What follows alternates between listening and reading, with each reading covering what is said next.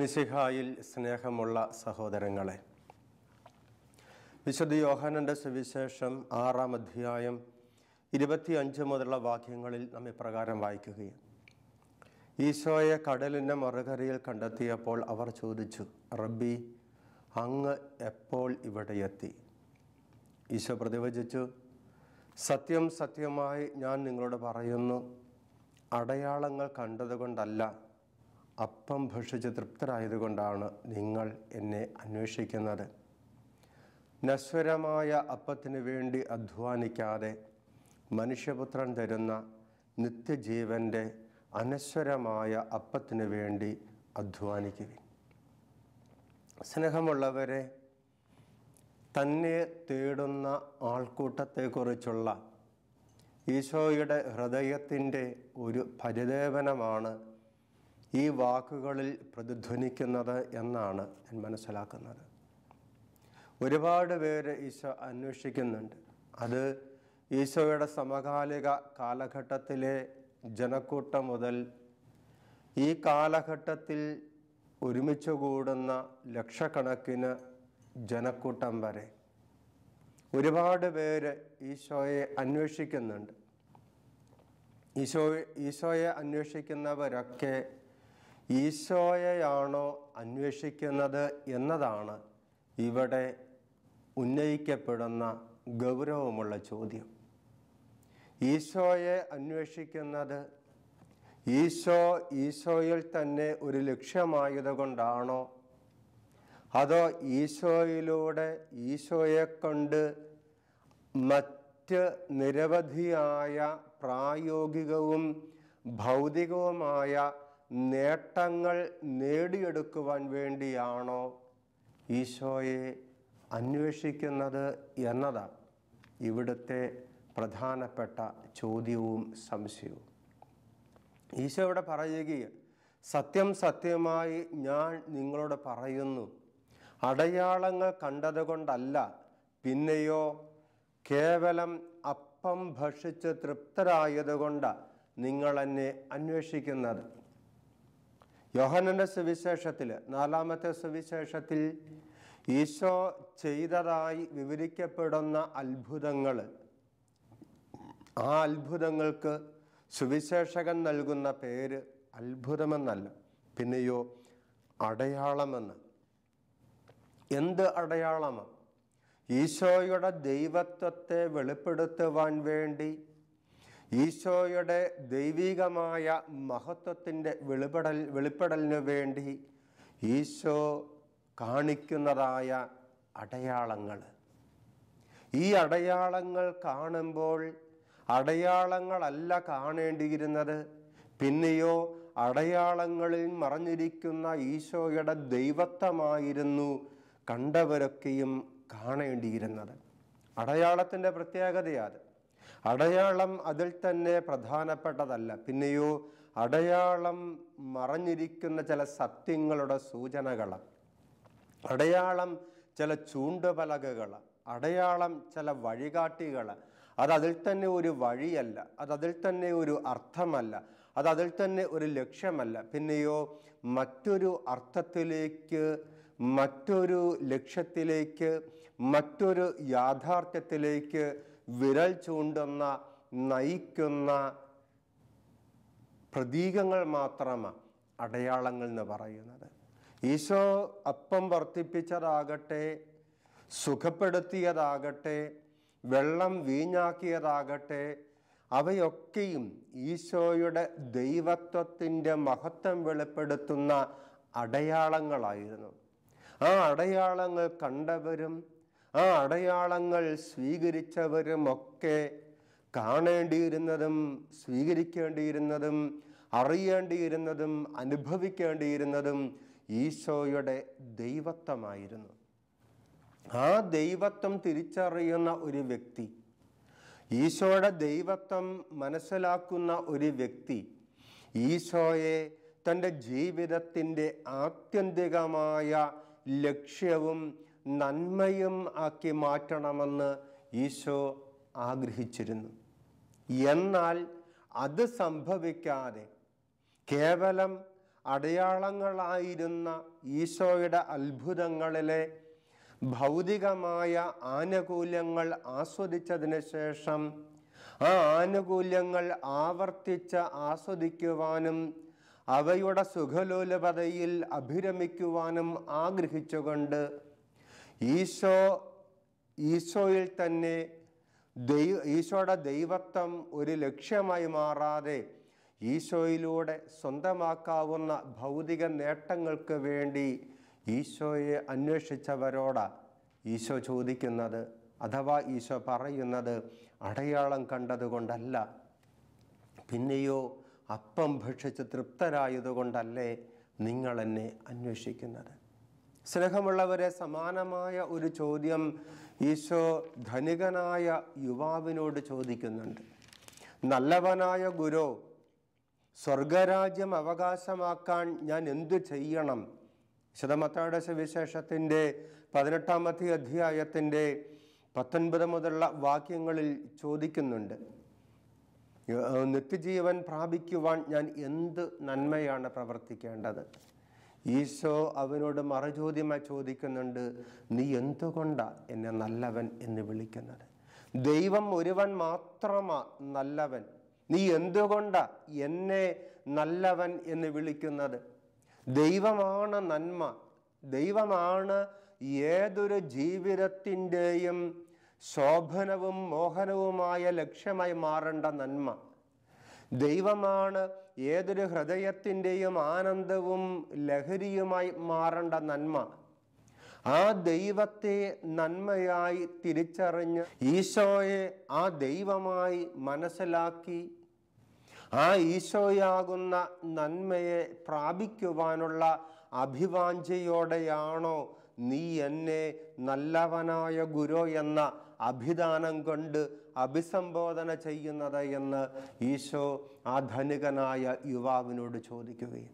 സ്നേഹമുള്ളവരെ, നാം ദൈവത്തെ അഭിസംബോധന ചെയ്യുമ്പോൾ, നാം ദൈവത്തെ കണ്ടുമുട്ടുമ്പോൾ, നാം ദൈവത്തെ അന്വേഷിക്കുമ്പോൾ, നാം ദൈവത്തെ കണ്ടെത്തുമ്പോൾ നമ്മുടെ ജീവിതത്തിൻ്റെ ആനന്ദമെന്ന് പറയുന്നത്, നമ്മുടെ ജീവിതത്തിൻ്റെ സംതൃപ്തി എന്ന് പറയുന്നത്, നമ്മുടെ ജീവിതത്തിൻ്റെ ലഹരി എന്ന് പറയുന്നത് ഈ ദൈവം തന്നെയാണോ? അതോ ദൈവം ഒരുപക്ഷെ നൽകിയേക്കാവുന്ന, ദൈവത്തിലൂടെ ഒരുപക്ഷെ എനിക്ക് സംലഭ്യമായേക്കാവുന്ന, ദൈവത്തിലൂടെ ഒരുപക്ഷെ എനിക്ക് ലഭിച്ചേക്കാവുന്ന ചില ഭൗതികവും മാനുഷികവും താൽക്കാലികവുമായ സന്തോഷങ്ങളും നന്മകളുമാണോ എന്ന് നാം ചിന്തിക്കുന്നത് നല്ലത്. ഇത് ഈശോയുടെ ഹൃദയത്തിൻ്റെ വേദനയാണ്, ഇത് ഈശോയുടെ ഹൃദയത്തിന് നൊമ്പരമ. ഇന്ന് ഈശോയെ ദൈവമായി, ദൈവത്തെ ജീവിതത്തിന് നന്മയായി കണ്ടെത്തുവാൻ നമുക്ക് സാധിക്കുന്നുണ്ട്.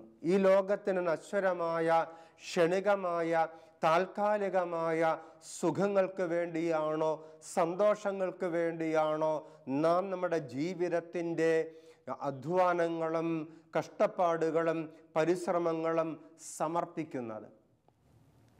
ഈ ലോകത്തിന് ഒരിക്കലും വിഭാവനം ചെയ്യുവാൻ സാധിക്കാത്ത, ഈ ലോകത്തിന് ഒരിക്കലും വാഗ്ദാനം ചെയ്യുവാൻ സാധിക്കാത്ത സ്വർഗീയമായ ദൈവികമായ നന്മകൾ, അഥവാ ദൈവം തന്നെയായ നന്മയെ, ദൈവം തന്നെയായ നന്മയെ ജീവിതത്തിൻ്റെ യഥാർത്ഥ നന്മയായി, യഥാർത്ഥ ലക്ഷ്യമായി സ്വന്തമാക്കുവാനും സ്വീകരിക്കുവാനും നമുക്ക് സാധിക്കുമോ എന്നുള്ളതാണ് ഇവിടെ പ്രശ്നം. ഇതിന് വിപരീതമായ ഒരു ഭാവവും നമ്മൾ കണ്ടുമുട്ടുന്നുണ്ട്. അതൊരു വ്യക്തിയിലൂടെ നാം കണ്ടുമുട്ടുന്നത്. വിശുദ്ധ പൗലോസ്ലീഹ ഫിലിപ്പിയിലെ സഭയ്ക്ക് എഴുതിയ ലേഖനത്തിൻ്റെ 3-ാമത്തെ അധ്യായത്തിൻ്റെ 5 മുതലുള്ള വാക്യങ്ങളിൽ ഇതിന് വിപരീതമായ ഒരു തനിമ അവിടെ വെളിപ്പെട്ട് വരുന്നുണ്ട്. വിശുദ്ധ പൗലോസ്ലീഹ ഫിലിപ്പിയിലെ സഭയ്ക്ക് എഴുതിയ ലേഖനം 3-ാം അധ്യായം 5 മുതലുള്ള വാക്യങ്ങളിൽ, 4 മുതലുള്ള വാക്യങ്ങളിൽ, എന്നാൽ എനിക്ക് ശരീരത്തിൽ പ്രത്യാശ വെക്കാൻ കഴിയും, ശരീരത്തിൽ പ്രത്യാശയുണ്ട് എന്ന് വിചാരിക്കുന്ന ആരെയെക്കാൾ കൂടുതലായി അതിനുള്ള അവകാശം എനിക്കുണ്ട്. ഇത് പൗലോസ്ലീഹായുടെ അവകാശവാദമാണ്, ഇത് സാവൂളിൻ്റെ അവകാശവാദമാണ്. ശരീരത്തിൽ പ്രത്യാശ വെക്കാൻ എനിക്ക് കഴിയും, ശരീരത്തിൽ പ്രത്യാശയുണ്ട് എന്ന് വിചാരിക്കുന്ന ആരെയെങ്കിൽ കൂടുതലായി അതിനുള്ള അവകാശം എനിക്കുണ്ട്. ഇത് ശ്ലീഹ ഇവിടെ പറയുന്നത് തൻ്റെ ഈ ലോകത്തിലെ മതാത്മകമായ ജീവിതത്തിൻ്റെ പശ്ചാത്തലങ്ങളെക്കുറിച്ചും അത് നൽകുന്നതായ താൻപോരിമകളെക്കുറിച്ചും അത് അദ്ദേഹത്തിൽ ഏൽപ്പിച്ചു നൽകിയിരിക്കുന്ന യോഗ്യതകളെക്കുറിച്ചും അതിൻ്റെ അവകാശങ്ങളെക്കുറിച്ചൊക്കെ ശരീരത്തിൽ പ്രത്യാശ വെക്കാൻ കഴിയുമെന്ന് വിചാരിക്കുന്ന ആരെയെങ്കിൽ കൂടുതലായി എനിക്കതിനുള്ള അവകാശമുണ്ട്. കാരണം 8-ാം ദിവസം പരിച്ഛേദനം ചെയ്യപ്പെട്ടവനാണ് ഞാൻ. ഇസ്രായേൽ വംശത്തിലും ബെഞ്ചമിൻ ഗോത്രത്തിലും പിറന്നവൻ, ഹെബ്രായനിൽ നിന്ന് ജനിച്ച ഹെബ്രായൻ, നിയമപ്രകാരം ഫരിസേയൻ, തീഷ്ണത കൊണ്ട് സഭയെ പീഡിപ്പിച്ചവൻ, നീതിയുടെ കാര്യത്തിൽ നിയമത്തിൻ്റെ മുമ്പിൽ കുറ്റമില്ലാത്തവൻ. സ്നേഹമുള്ളവരെ, ഒരു യഹൂദൻ്റെ മതാത്മകമായ കണ്ണിലും കാഴ്ചപ്പാടിലും പശ്ചാത്തലത്തിലും എല്ലാം തികഞ്ഞ യോഗ്യനായ ഒരു യഹൂദ ഫരിസേയനായിരുന്നു പൗലോസ് എന്ന സാവൂള്. അല്ലെങ്കിൽ ഇവിടെ പരാമർശിക്കുന്നതിനപ്പുറത്ത് ആ കാലഘട്ടത്തിൽ ഏറ്റവും അധികം ബഹുമാനിക്കപ്പെട്ടിരുന്ന ഗമാലിയേൽ എന്ന് പറയുന്ന നിയമജ്ഞന്റെ പാദാന്തികത്തിലിരുന്ന നിയമകാര്യങ്ങളിൽ അക്ഷരശ അഭ്യസനം നേടിയവൻ. അന്ന് ഏതൊരു യഹൂദ ഫരിസേയനും മോഹനമെന്ന് മാത്രം വിചാരിക്കാവുന്ന പദവിയും യോഗ്യതയും സ്വന്തമായിരുന്നവൻ. അതുകൊണ്ട് അവൻ പറയുന്നത് നിയമത്തിൽ ശരീരത്തിൽ അവകാശമുണ്ട് എന്ന് വിചാരിക്കുന്ന ആരെയെങ്കാൾ എനിക്കാണ് അത് ഉള്ളത് എന്ന്. എന്നാ പറയുക, എന്നാൽ എനിക്ക് ലാഭമായിരുന്ന ഇവയെല്ലാം ഈശോയെ പ്രതി നഷ്ടമായി ഞാൻ കണക്കാക്കി. എനിക്ക് ലാഭമായിരുന്ന, ലോകത്തിൻ്റെ ദൃഷ്ടിയിൽ, യഹൂദ മതാത്മകതയുടെ കാഴ്ചപ്പാടിൽ എനിക്ക് ലാഭമായിരുന്ന, എനിക്ക് നേട്ടമായിരുന്ന, എനിക്ക് മെച്ചമായിരുന്ന ഈ കാര്യങ്ങളെല്ലാം ഞാൻ നഷ്ടമായി കണക്കാക്കി. ഇവ മാത്രമല്ല, എൻ്റെ കർത്താവായ ഈശോ മിശിഹായെ പറ്റിയുള്ള ജ്ഞാനം കൂടുതൽ വിലയുള്ളതാകിയാൽ സർവവും നഷ്ടമായി തന്നെ ഞാൻ പരിഗണിക്കുന്നു. അവനെ പ്രതി ഞാൻ സകലവും നഷ്ടപ്പെടുത്തുകയും ഉച്ഛിഷ്ടം പോലെ കരുതുകയുമാണ്. ഇത് ഈശോയെ നേടുന്നതിനും അവനോടുകൂടി ഒന്നായി കാണപ്പെടുന്നതിനും വേണ്ടി അത്രേ. ഈശോയെ സ്വന്തമാക്കുവാനും ഈശോയോട് ഐക്യപ്പെടാനും വേണ്ടി തനിക്ക് ലാഭമായിരുന്ന, തനിക്ക് നേട്ടമായിരുന്ന ഈ ലോകത്തിൻ്റെയും യഹൂദ മതാത്മകതയുടെയും കണ്ണിലും കാഴ്ചപ്പാടിലും തനിക്ക് യോഗ്യതയായിരുന്ന, മെച്ചമായിരുന്ന ഈ കാര്യങ്ങളെയെല്ലാം അവൻ നഷ്ടപ്പെടുത്തുകയും, വെറുതെ നഷ്ടപ്പെടുത്തുകയല്ല, ഉച്ഛിഷ്ടം പോലെ വലിച്ചെറിയുകയും ഛർദിച്ചതുപോലെ തിരസ്കരിക്കുകയും. സ്നേഹമുള്ള സഹോദരങ്ങളെ, ഈ കാലഘട്ടത്തിൽ നമ്മുടെ ദൈവാന്വേഷണത്തിൻ്റെയും നമ്മുടെ ആത്മീയതയുടെയും നമ്മുടെ പ്രാർത്ഥനകളുടെയും നമ്മുടെ ക്രൈസ്തവ ആത്മീയ ആചാര അനുഷ്ഠാനങ്ങളുടെയും ഒക്കെ മുമ്പിൽ ഒരു വെല്ലുവിളിയായി, ഒരു ചോദ്യചിഹ്നമായി ഈ വ്യക്തിയും ഈ ചിന്തകളും ഉയർന്നു നിൽക്കുകയാണ്. അപ്പം തിന്നത് കൊണ്ടല്ലേ, അടയാളം കണ്ടത് കൊണ്ടാണോ നിങ്ങൾ എന്നെ അന്വേഷിക്കുന്നത് എന്ന ഈശോയുടെ ചോദ്യം. ഇവ മാത്രമല്ല, എനിക്ക് ലാഭമായിരുന്നവയെല്ലാം ഈശോ മിശിഹായെ പ്രതി ഞാൻ ഉച്ഛിഷ്ടമായി കണക്കാക്കുന്നു എന്ന ശ്ലീഹായുടെ വിപരീത മനോഭാവവും. നമ്മുടെ ആത്മീയതകളും നമ്മുടെ പ്രാർത്ഥനകളും നമ്മുടെ ക്രൈസ്തവപരമായ ത്വരകളും ചോദനകളുമെല്ലാം എവിടേക്കാണ് ഓങ്ങി നിൽക്കുന്നത് എന്ന് നമ്മൾ ചിന്തിക്കുന്നത് നല്ലതാണ്. ദൈവത്തിൽ തന്നെ എൻ്റെ ജീവിതത്തിന് മതിയായ നന്മയായി ഞാൻ തിരിച്ചറിയുന്നുണ്ടോ എന്നുള്ളത്. ദൈവം സ്വന്തമായവന് ഒന്നും ആവശ്യമില്ല എന്ന ധ്വനിയ 23-ാം സങ്കീർത്തനത്തിൻ്റെ 1-ാമത്തെ വാക്യത്തിലൂടെ ദൈവവചനം നമ്മോട് പറഞ്ഞു തരുന്നത്. കർത്താവ് എൻ്റെ ഇടയനാകുന്നു, എനിക്കൊന്നിനും കുറവുണ്ടാവുകയില്ല. കർത്താവ് എൻ്റെ ഇടയനാകുന്നു, എനിക്കൊന്നിനും കുറവുണ്ടാവുകയില്ല എന്നതിൻ്റെ കാരണം ഈശോ അല്ലെങ്കിൽ കർത്താവ് എനിക്ക് മതിയായവനായതുകൊണ്ട്, എൻ്റെ ഹൃദയം തേടുന്ന ഏക ആനന്ദം അത് ദൈവമായതുകൊണ്ട്, എൻ്റെ ജീവിതത്തിൻ്റെ അനിവാര്യതയായ ഏക നന്മ അത് ദൈവം തന്നെയായ ഈശോ ആയതുകൊണ്ട്, ആ ഈശോയല്ലാതെ വേറെ എന്തൊക്കെ ലഭിച്ചാലും, എന്തൊക്കെയുണ്ട് എങ്കിലും, എന്തൊക്കെ സ്വന്തമായാലും അതിൻ്റെ ഹൃദയത്തിന് സംതൃപ്തിയായി സന്തോഷമായി മാറുന്നില്ല എന്ന യാഥാർത്ഥ്യത്തെ പ്രതി. എപ്പോഴാണോ ഈശോ എനിക്ക് യഥാർത്ഥത്തിൽ സ്വന്തമാകുന്നത്, അപ്പോൾ എനിക്ക് മറ്റൊന്നും ആവശ്യമില്ലാത്ത ഒരു അവസ്ഥയായി മാറുകയാണ്. എനിക്ക് ദൈവം മാത്രം മതിയായവനാകുന്ന അവസ്ഥ. വാസ്തവമാണ് അത്. ഈ ഭൂമിയിൽ ജനിച്ചു വീണ ഏതൊരു മനുഷ്യ വ്യക്തിയെ സംബന്ധിച്ചും ഇതൊരു വാസ്തവമാണ്. ദൈവം മതിയായവനാണ്. ദൈവം മാത്രമേ ആത്യന്തികമായി അനിവാര്യതയായിട്ടുള്ളൂ. ബാക്കിയെല്ലാം അനാവശ്യങ്ങളാണ്. ബാക്കിയെല്ലാം ഭാരപ്പെടുത്തുന്നവയാണ്.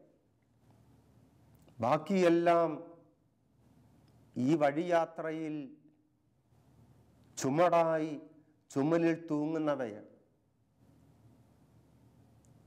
ഈ ജീവിതയാത്രയുടെ സൗകുമാര്യത നഷ്ടപ്പെടുത്തി കളയുന്ന, ഭാരപ്പെടുത്തുന്ന അലങ്കാരങ്ങളാണ് ബാക്കിയല്ല. ദൈവമൊഴികെ ബാക്കിയല്ല. എന്നാൽ തെറ്റായ ചില ധാരണകൾ, ഈ ലോകത്തിൻ്റെതായ വ്യാമോഹങ്ങൾ നമ്മെ ഈ സത്യത്തിൽ നിന്നും അകറ്റിക്കളയുകയാണ്. ഈ ജീവിത യാഥാർത്ഥ്യം തിരിച്ചറിയുന്നതിൽ നിന്ന് നമ്മുടെ കണ്ണിൻ്റെ മുമ്പിൽ ഒരു മറയായി, നമ്മുടെ മനസ്സിൻ്റെ മുമ്പിൽ ഒരു മറവിയായി ഈ ലോകത്തിൻ്റെ വ്യാമോഹങ്ങളും അത്യാർത്ഥികളും പരിണമിക്കുകയാണ്. പക്ഷേ നാം മനസ്സിലാക്കേണ്ട ഒരു വസ്തുത, ദൈവമൊഴികെ മറ്റെന്തിനു വേണ്ടിയൊക്കെ നാം നെട്ടോട്ടമോടിയാലും, ദൈവമൊഴികെ മറ്റെന്തിനു വേണ്ടി നാം അധ്വാനിച്ചാലും, ദൈവമൊഴികെ നാം മറ്റെന്തിനു വേണ്ടി പ്രാർത്ഥിച്ചാലും, അതെല്ലാം നമ്മുടെ ജീവിതത്തിന് ഭാരമായി, സങ്കടമായി, വേദനയായി മാറുവാൻ അധികം താമസമില്ല. എന്നാൽ എപ്പോഴാണോ ഈശോയെ, ദൈവത്തെ ജീവിതത്തിൻ്റെ യഥാർത്ഥ നാഥനും യഥാർത്ഥ കർത്താവും യഥാർത്ഥ ആനന്ദവും യഥാർത്ഥ സൗഭാഗ്യവുമായി തിരിച്ചറിഞ്ഞ് ആ ദൈവത്തെ ഒരു വ്യക്തി തേടുവാൻ തുടങ്ങുന്നത്, സ്വന്തമാക്കാൻ പരിശ്രമിച്ചു തുടങ്ങുന്നത്, ആ ഈശോ എന്ന ദൈവത്തെ പ്രതി ആഗ്രഹിക്കുവാനും സ്നേഹിക്കുവാനും അവനോട് ഐക്യപ്പെടുവാനും പരിശ്രമിച്ചു തുടങ്ങുന്നത്, അപ്പോൾ ജീവിതത്തിൻ്റെ യഥാർത്ഥമായ സന്തോഷത്തിൻ്റെ അഥവാ ആനന്ദത്തിൻ്റെ, നിലനിൽക്കുന്ന സംതൃപ്തിയുടെ വാതായനങ്ങൾ ആ വ്യക്തിയുടെ മുമ്പിൽ തുറക്കപ്പെടുകയും, അതാ ഇവിടെ യോഹന്നാന്റെ സുവിശേഷം 6-ാം അധ്യായത്തിൻ്റെ തുടർന്നുള്ള വാക്യങ്ങളിൽ നമ്മൾ വായിക്കുന്നത്. 27-ാമത്തെ വാക്യത്തിൽ നമ്മൾ വായിക്കുകയും, നശ്വരമായ അപ്പത്തിന് വേണ്ടി അധ്വാനിക്കാതെ മനുഷ്യപുത്രൻ തരുന്ന നിത്യജീവന്റെ അനശ്വരമായ അപ്പത്തിന് വേണ്ടി അധ്വാനിക്കുവിൻ. നശ്വരമായ അപ്പത്തിന് വേണ്ടി, ഈ ലോകത്തിൻ്റെ താൽക്കാലികമായ സന്തോഷങ്ങൾക്ക് വേണ്ടി, ഈ ലോകത്തിൻ്റെ താൽക്കാലികമായ നേട്ടങ്ങൾക്ക് വേണ്ടി നിങ്ങൾ അധ്വാനിക്കരുത്. ഈ ലോകത്തിൻ്റെ കൊച്ചു കൊച്ചു താൽക്കാലിക നന്മകൾക്ക് വേണ്ടി നിങ്ങൾ നിങ്ങളുടെ ജീവിതത്തിൻ്റെ ലക്ഷ്യം സമർപ്പിക്കരുത്. പിന്നെയോ അനശ്വരമായതിന് വേണ്ടിയാണ്. എന്താ അനശ്വരമായ?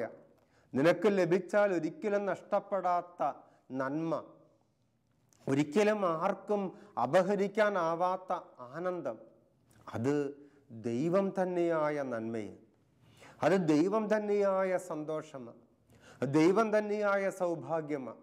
ആ ദൈവത്തെ ഞാൻ തേടുവാൻ തുടങ്ങുമ്പോൾ, ആ ദൈവം എൻ്റെ ജീവിതത്തിൻ്റെ ലക്ഷ്യമായി മാറുമ്പോൾ, ആ ദൈവം നൽകിയേക്കാവുന്നതായ സൗഖ്യമോ, ദൈവം നൽകിയേക്കാവുന്നത് എന്ന് നാം ചിന്തിച്ചേക്കാവുന്ന മറ്റ് ഭൗതിക നേട്ടങ്ങളൊന്നുമല്ല, ദൈവം തന്നെ എൻ്റെ ജീവിതത്തിൻ്റെ ലക്ഷ്യമായി, ദൈവം തന്നെ എൻ്റെ ജീവിതത്തിന് നന്മയായി മാറുമ്പോൾ, ആ ദൈവത്തിന് വേണ്ടി, ആ ദൈവത്തെ സ്വന്തമാക്കുവാൻ വേണ്ടി, ആ ദൈവത്തോട് ഐക്യപ്പെടാൻ വേണ്ടി ഞാൻ എൻ്റെ സമയവും എൻ്റെ കഴിവുകളും എൻ്റെ പരിശ്രമങ്ങളും ഒക്കെ സമർപ്പിക്കുമ്പോൾ, എൻ്റെ ജീവിതത്തിൻ്റെ ലക്ഷ്യമാക്കി ദൈവത്തെ മാറ്റുമ്പോൾ, എൻ്റെ ജീവിതത്തിൻ്റെ യഥാർത്ഥ നന്മയിലേക്ക് ഞാൻ പ്രവേശിക്കുകയാണ്. സ്നേഹമുള്ളവരെ, ഈയൊരു നന്മയെ സ്വന്തമാക്കുവാനാണ് ഈശോ നമ്മോട് ആവശ്യപ്പെടുന്നത്. ഈയൊരു മനോഭാവ വ്യതിയാനം നമുക്ക് അനിവാര്യമാണ് എന്ന് ഈശോ നമ്മെ ഓർമ്മപ്പെടുത്തുന്നത്. ഇതാണ് യഥാർത്ഥ മാനസാന്തരമെന്ന് ഈശോ നമ്മെ ഓർമ്മപ്പെടുത്തുന്നത്. ദൈവത്തെ എൻ്റെ ഈ ലോകത്തിൻ്റെ ഏതെങ്കിലുമൊക്കെ താൽക്കാലിക നേട്ടങ്ങൾക്ക് വേണ്ടിയുള്ള വഴിയോ മാർഗമോ ആയി തെറ്റിദ്ധരിക്കാതെ, ഈ ലോകത്തിൻ്റെതായ, എൻ്റെ ശരീരത്തിൻ്റെതായ ഏതെങ്കിലും സൗഖ്യമോ നേട്ടമോ സമ്പത്തോ സുഖസൗകര്യങ്ങളോ നേടുവാനുള്ള ഒരു മാർഗമോ നൽകിയേക്കാവുന്ന ഒരു വ്യക്തിയോ ആയി ദൈവത്തെ, ഈശോയെ തെറ്റിദ്ധരിക്കാതെ, എൻ്റെ ജീവിതത്തിൻ്റെ ആത്യന്തികമായ നന്മ, എൻ്റെ ജീവിതത്തിൻ്റെ യഥാർത്ഥ ലക്ഷ്യം, ഞാൻ സ്വന്തമാക്കേണ്ട, ഞാൻ ഐക്യപ്പെടേണ്ട ഏക നന്മ അത് ദൈവമാണ്.